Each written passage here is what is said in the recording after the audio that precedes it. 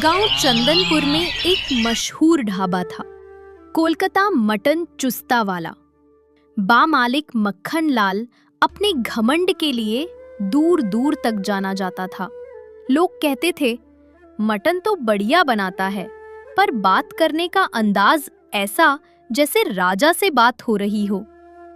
अबे ओ रामू, जरा देखना जरा, ये बर्तन ऐसे धोया है जैसे नदी में डुबो के निकाल लिया हो। ढाबा मेरा है, नाम मेरा है और इज्जत भी मेरी है, समझा तू? कोलकाता मटन चुस्ता वाला की पहचान मक्खन लाल से है, किसी नौकर से नहीं।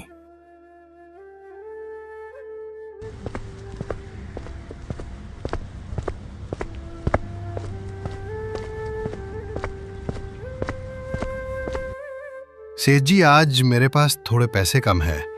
क्या मुझे आप कोलकाता मटन चुस्ता खिला दोगे? मैं आपसे वादा करता हूं, कल आऊंगा और आपके पैसे दे जाऊंगा। पर आज मुझे बहुत जोरों से भूख लगी है और मेरे पास थोड़े पैसे कम हैं। कृपा करके मुझे एक प्लेट अपना मटन चुस्ता खिला दो। अरे हट रे बुड़बक, जब तेरे पास पैसे नहीं है तो क्या यहां भीख मांगने आया है? ये मक्खन लाल का ढाबा है, ऐसे ही यहां उधारी नहीं मिलती। आज नगद, कल उधार। समझ में नहीं आया होगा तेरे। चल निकल यहां से। ऐसे ही सेठ माखन लाल ग्राहकों और अपने कारीगरों पर चिल्लाता रहता। और उसी गांव में दिनेश नाम का एक सीधा सादा लड़का रहता था। शहर में पढ़ाई की पर नौकरी नहीं मिली। जेब खाली थी पर हौसला ऊंचा। हर रोज वो मक्खन लाल का ढाबा देखता और सोचता, एक दिन मैं भी अपना ठेला लगाऊंगा और लोगों को ऐसा स्वाद दूंगा जो दिल में उतर जाए।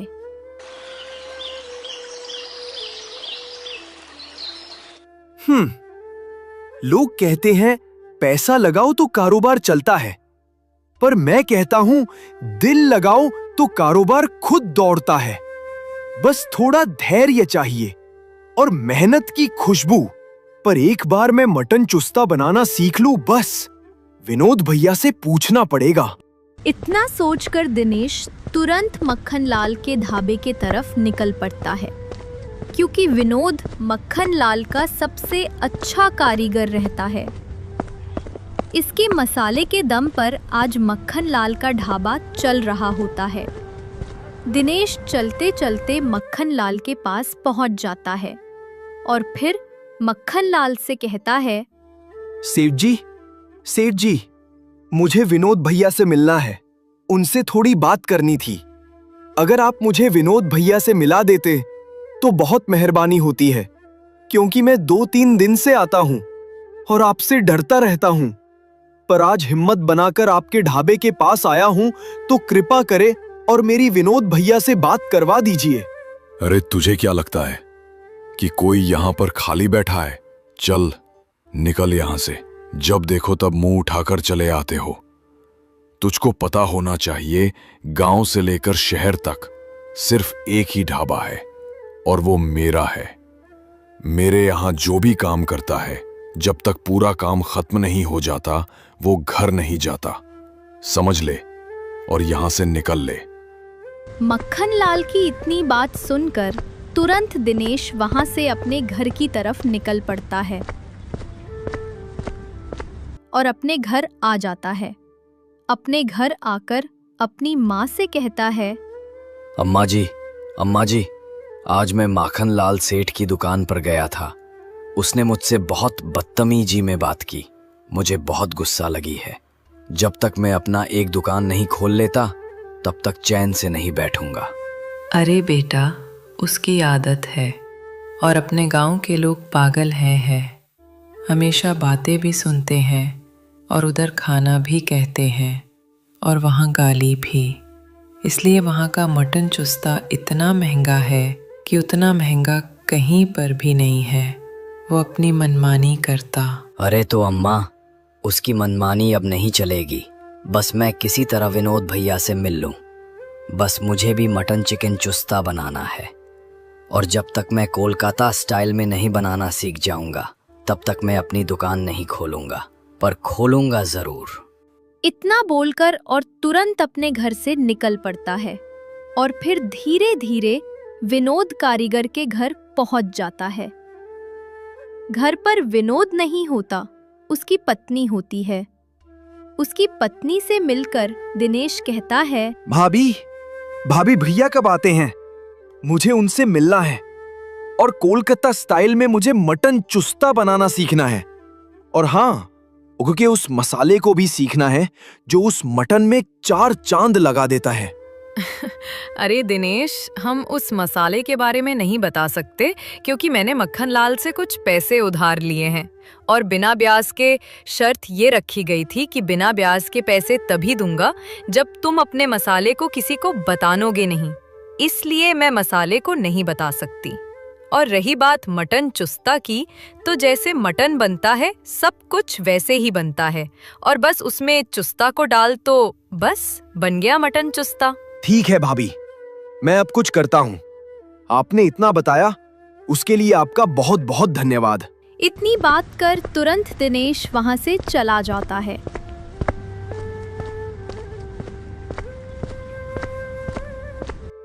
और फिर एक पेड़ के पास बैठकर सोचने लगता है। तभी घूमते घूमते हरिया काका उसके पास आ जाते हैं और फिर वह भी उस पेड़ के नीचे बैठ जाते हैं। दिनेश को इतना परेशान देख हरिया काका दिनेश से पूछ पड़ते हैं, अरे दिनेश बेटा, क्या हो गया? इस उम्र में इतनी टेंशन क्यों लिए बैठे हो? क्या अम्मा ने तुम्हारी डॉट लगाई है या फिर कोई और बात है? काका, अब क्या बताऊं, मैंने इतनी पढ़ाई की और नौकरी नहीं मिली। फिर सोचा कोई काम कर लूं, पर कहीं भी अच्छी तरह काम नहीं मिला। तब जाकर मैं लास्ट डिसीजन लिया कि मैं एक अपना ठेला लगाऊंगा और फिर मैं उस पर कोलकाता स्टाइल में मटन चुस्ता बेचूंगा। पर मुझे ये भी बनाने नहीं आता, तो सोचा कि विनोद भैया से पूछ लूं। पर मक्खन लाल ने मुझे उल्टा सीधा बोलकर अपने ढाबे से भगा दिया। अब मैं उसका बदला लेकर रहूंगा। अरे तो इसमें इतना परेशान होने की क्या बात है? अगर तुमको ठेला खोलना है तो कल से खोल दो। पर काका, मुझे बनाना भी आना चाहिए। चलो मैं जैसे तैसे कर बना भी लूंगा, पर उसका सीक्रेट मसाला कैसे बना पाऊंगा? बस उसी के टेंशन में बैठा हूं और सोच रहा हूं। तो इसमें भी कोई बहुत बड़ी बात नहीं है। मैं तुम्हें मसाले बता रहा हूं और तुम उसे घर पर जाकर बना लेना और फिर मक्खन लाल की दुकान से उस मटन चुस्ता को लेकर आओ और उसके साथ तुम अपने घर में भी मटन चुस्ता तैयार करो और फिर दोनों को खाओ। अगर जब तुम्हारा बनाया हुआ मटन उसकी बराबरी ना कर पाए, फिर मसाले को बढ़ाओ और तब तक हेर फेर करो जब तक कि उसकी बराबरी ना कर पाए। समझ लिया या और समझाऊं? अरे काका, आपने क्या राय दिया? आज मैं तुरंत बाजार से मसाले लेकर आऊंगा और सलीम भाई से मटन और उसका चुस्ता, और फिर घर पर उसे बनाऊंगा और आपने जैसा बोला है वैसा ही करूंगा। ठीक है काका, अब मैं चलता हूं बाजार। तुरंत वह बाजार की तरफ निकल पड़ा।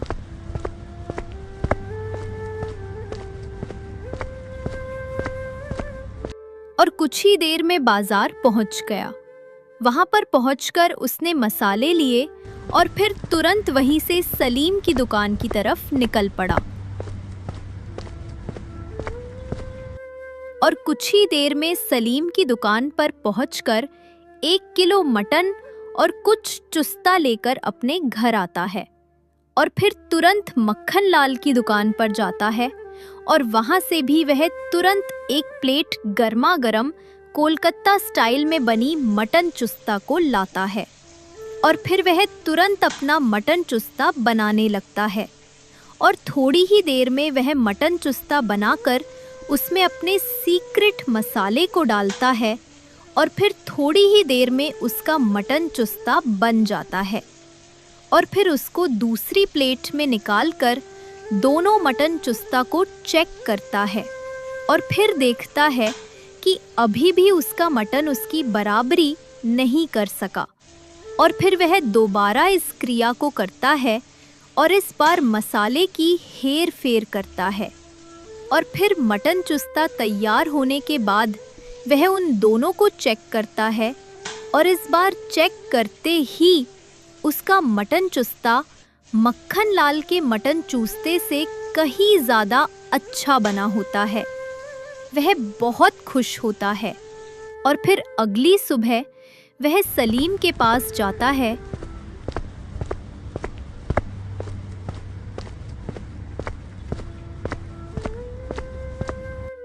और सलीम से 5 किलो मटन और चुस्ता लेकर आता है और फिर उसे अच्छी तरह घर पर बनता है और फिर एक नया ठेला लेकर गांव के चौपाल पर लगा देता है।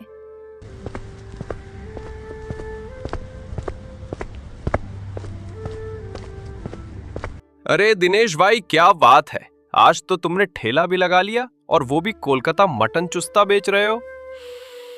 महक तो ऐसी आ रही है जैसे किसी वीआईपी होटल से निकल रही हो। चलो जल्दी एक प्लेट लगाओ, खाकर बताता हूँ कैसा बना है। थोड़ी ही देर में और भी लोग आने लगते हैं। सब मटन चुस्ता खाते हैं और फिर दिनेश की तारीफ करते हुए कहते हैं अरे दिनेश भाई, मानना पड़ेगा, तुम तो वाकई बहुत बढ़िया मटन चुस्ता बनाते हो। अब तो मैं रोज तुम्हारे ठेले पर ही खाऊंगा। वो मुखिया की दुकान गई भाड़ में, न स्वाद है न सस्ता है। कल से मैं रोज आऊंगा और मेरा हिस्सा पहले से रख लेना, चाहे मैं जल्दी आऊं या देर से। और हाँ, अपने दोस्तों को भी साथ लाऊंगा।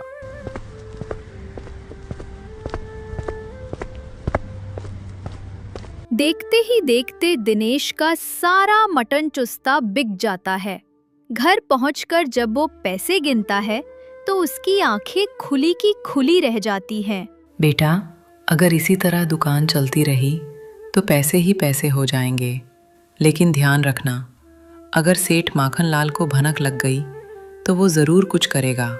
इसलिए बेटा, हमेशा चौकन्ना रहना और अपने काम से काम रखना। अम्मा, तुम फिक्र मत करो।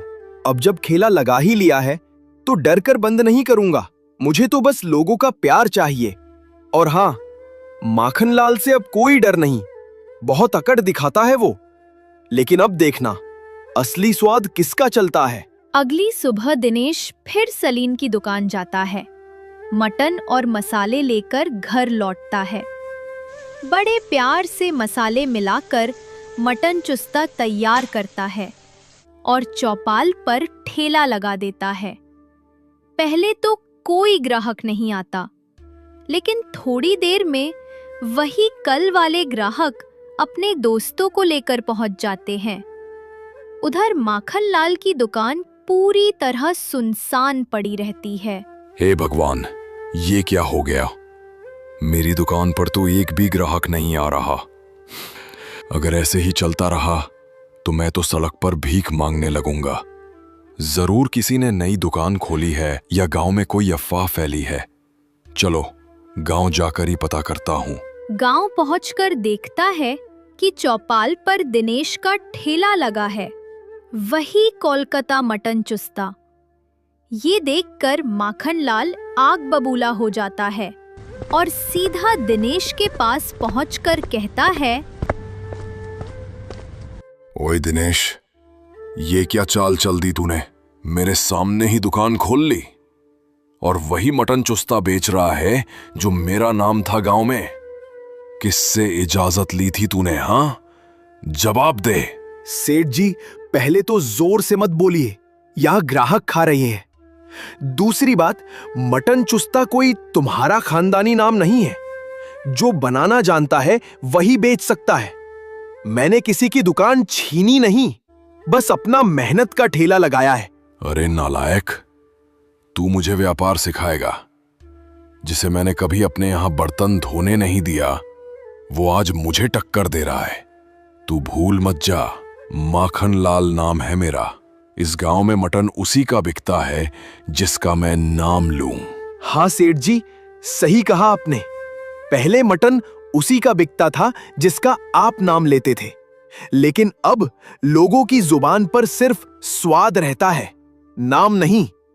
और जो स्वाद मैं बनाता हूं वो किसी की दया से नहीं, अपनी मेहनत से बनाता हूं। बहुत अकड़ दिखा रहा है, लेकिन याद रख, माखनलाल जब गुस्से में आता है तो पूरा गांव कांपता है। कल सुबह तक तेरा ठेला यहां से गायब नहीं हुआ तो समझ ले तेरे मसाले भी नहीं बचेंगे। सेठ जी, धमकी देने से रोटी नहीं सिकती। आपने सालों तक लोगों से ऊंचे दाम लेकर उन्हें ठगा। अब जब कोई सच्चे दाम पर अच्छा खाना दे रहा है तो आपको तकलीफ हो रही है। चलिए, डराने से बेहतर है कि आप भी अपने मसाले सुधार लीजिए। मुकाबला स्वाद से कीजिए, धमकी से नहीं। उस दिन से चौपाल पर दिनेश का नाम गूंजने लगा। लोग दूर दूर से उसका कोलकाता मटन चुस्ता खाने आने लगे। लेकिन माखनलाल के मन में जलन का कीड़ा अब जहर बन चुका था। वो सोच रहा था, अगर दिनेश का ठेला ऐसे ही चलता रहा तो मेरा नाम मिट जाएगा। और फिर उसी रात उसने एक चाल चली, एक ऐसी चाल जिससे पूरा गांव कांप उठा। गोपी, तू तो जानता ही है मेरा धंधा अब लुट गया है। वो दिनेश नाम का छोरा मुझे बर्बाद कर देगा अगर मैं अब भी चुप बैठा रहा तो। कुछ करना पड़ेगा आज रात, ऐसा कि वो कल सुबह चौपाल पर मुंह दिखाने लायक ना बचे। सेठ जी, आप जो बोलेंगे वही करेंगे, पर ये बताइए करेंगे क्या? उसके मसाले में जरा सा जहर डालना है, बस इतना काम है। सुबह लोग जैसे ही उसका मटन खाएंगे, देखना गांव खुद उस पर टूट पड़ेगा। कहेंगे दिनेश ने जहरीला मटन खिलाया, नाम भी मिट जाएगा, खेला भी। सेठ जी, ये काम तो बहुत बड़ा है। अगर किसी ने देख लिया तो गांव वाले मुझे भी नहीं छोड़ेंगे। तू चिंता मत कर, तेरा नाम कोई नहीं लेगा। ये बोतल ले जा, आधी बूंद भी डाल दी तो काम बन जाएगा। बाकी मैं तुझे 200 रुपए दूंगा। बस आज की रात काम हो जाना चाहिए। सेठ जी, 200 तो बहुत हैं, पर डर लग रहा है। डर उसी को लगता है जो भूखा मरता है। याद रख, दिनेश जीता तो तू भी गया। कल से ठेला उसी का चलेगा, तेरी नौकरी भी खत्म। अब सोच ले, जहर डालता है या भूख से मरता है। गोपी ट्रेम्बलिंग कांपते हुए बोतल पकड़ लेता है और चल पड़ता है। आधी रात दिनेश का ठेला चौपाल पर ढका हुआ पड़ा है। गोपी धीरे धीरे पास आता है, इधर उधर देखता है। हे भगवान, क्या कर रहा हूं मैं? पर अगर नहीं किया तो सेठ मुझे नहीं छोड़ेगा। बस थोड़ी सी बूंद और काम खत्म। वह बोतल खोलने ही वाला होता है कि पीछे से किसी की आवाज आती है। रुक जा गोपी, जो काम तू करने जा रहा है उसका पछतावा जिंदगी भर रहेगा। गोपी डरकर पीछे मुड़ता है। सामने दिनेश खड़ा है और उसके साथ 1-2 लोग और रहते हैं। दिनेश भैया, मैं तो बस ऐसे ही देखने आया था कि ठेला ठीक है या नहीं। देखने या बिगाड़ने, बोतल तेरे पास में है और उसकी गंध मैं पहचानता हूं। ये जहर है, मसाला नहीं। किसने भेजा तुझे? बोल। माफ कर दो दिनेश भैया, सेठ माखनलाल ने भेजा है। कहा था कि अगर मैंने ये नहीं किया तो मुझे गांव से निकाल देगा। देख गोपी, गलती किसी से भी हो सकती है, पर जहर डालना इंसानियत से गद्दारी है। आज मैं तुझे माफ करता हूं, लेकिन ये बात किसी से कहना मत भूलना। सच्चा स्वाद वही होता है जिसमें मेहनत की खुशबू हो, चालाकी का जहर नहीं। अगली सुबह गांव का चौपाल। सूरज निकला ही है, लेकिन माहौल में तनाव है। दिनेश और गांव के कई लोग माखनलाल के ढाबे की ओर बढ़ रहे हैं। सभी के चेहरों पर गुस्सा और सवाल है। सेठ, आज तो सच बोलना पड़ेगा। क्या तूने दिनेश के ठेले में जहर डलवाने की साजिश की थी? क्या बकवास कर रहे हो तुम लोग? मैं और जहर? अरे मैं तो सीधा आदमी हूं, अपने काम से काम रखता हूं। मुझ पर इल्जाम लगाने से पहले सबूत तो दिखाओ। सेठ जी, सबूत तो तेरे अपने आदमी गोपी ने दे दिया है। वो बोतल भी मेरे पास है जिसमें तूने जहर दिया था। अब तू बता, क्या बोलेगा? ये भी झूठ? इतना सुनकर माखनलाल का चेहरा उतर जाता है। कुछ पल चुप रहता है, फिर सिर झुका लेता है। हाँ, मैंने किया था। गलती हो गई मुझसे। वो दिनेश रोज मेरा नाम मिटा रहा था। गांव में सब उसी की तारीफ करते थे। जलन हुई और मैंने सोचा कि अगर वो हट जाएगा तो मेरा नाम फिर से चमक उठेगा। पर अब समझ में आया, लालच आदमी को अंधा बना देता है। सेठ, तूने सिर्फ दिनेश का नहीं, पूरे गांव का भरोसा तोड़ा है। जिस इंसान की रोटी हमने सालों तक खाई, उसने हमें जहर देना चाहा। आज से कसम है हमें, कोई भी गांव वाला तेरे ढाबे पर एक दाना भी नहीं खाएगा। कसम है, अब कभी माखनलाल के ढाबे पर चिकन चुस्ता नहीं खाएंगे। सेठ की आंखों में आंसू आ जाते हैं। पीछे से उसके 2 कारीगर आते हैं और कहते हैं, सेठ जी, हमने आपके साथ बरसों काम किया, पर आज शर्म आ रही है कि हम एक ऐसे आदमी के लिए पकाते थे जो जहर घोलता है। अब हम ये दुकान छोड़ रहे हैं। अब रोटी हम मेहनत से कमाएंगे, किसी की चालाकी से नहीं। दोनों कारीगर चले जाते हैं। माखनलाल वहीं पागलों के जैसा खड़ा रहता है। हे भगवान, मेरा घमंड, मेरी अकड़ सब मिट्टी में मिल गई। जिस दुकान को मैं अपने नाम का गर्व समझता था, आज वही मेरे शर्म का कारण बन गई। सेठ जी, दुकान फिर से बन सकती है, पैसा भी फिर आ सकता है, पर भरोसा एक बार टूट जाए तो कभी नहीं जुड़ता। कभी कभी हारना ही इंसान को इंसान बनाता है। दिनेश मुड़कर चला जाता है। गांव वाले उसके साथ होते हैं। माखनलाल वहीं बैठा रह जाता है, खाली ढाबे में, अपने टूटे हुए घमंड के साथ। उस दिन से गांव में बस एक नाम गूंजने लगा, दिनेश, कोलकाता मटन चुस्ता वाला। पर उसके साथ ही सबने ये भी याद रखा, घमंड चाहे कितना भी बड़ा हो, सच और मेहनत के आगे टिक नहीं सकता।